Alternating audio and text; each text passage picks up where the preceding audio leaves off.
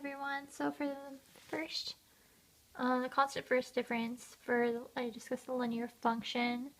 So I had pentagons and I was adding an additional one. So it's about how many sides there were in total. So I tried to relate the change here to the vertical distance of the change there and how it's multiplied by the variable and the equation.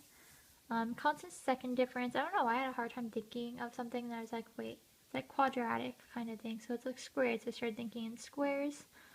So I also tried highlighting the change between each figure and then what I thought was the change of change as well.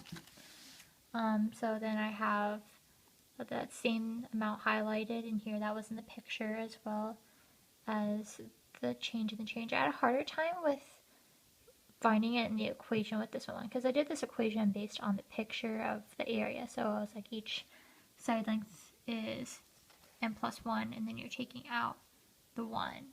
But when you simplify it, I'm not really sure how that goes. I think this represents the change in the change because I know the derivative would be like 2n plus 2, which would make I think a bit more sense about that. So I'm kind of having a hard time relating this one to the equation. Now, so never constant, I went with exponential growth. So I was kind of thinking about like how different things like reproduce. That's how I came up with these figures. So each time it spawns, each circle spawns 2 more circles. So it's about the number of circles in each figure. So in this, the change is constantly doubling, and so is the change in the change, and the change in that change. Just like the paper folding one. So I thought that this is the function 2 to the n minus 1. How did I get the minus 1? Oh no, I don't remember. Please correct me if I'm wrong about that. That was the wrong one. It's over here. Oh, I think it's because I had the one guy at the top. That's why. Please correct me if I'm wrong about that though.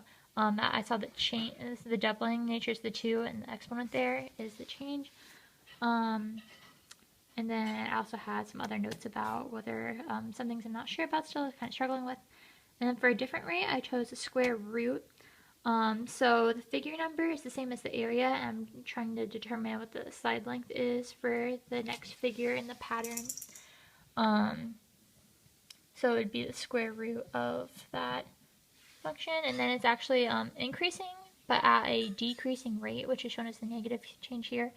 And then the graph, I did the same kind of vertical change did with the first linear one, but I have this other spot here, the empty spot, to show what's changed, the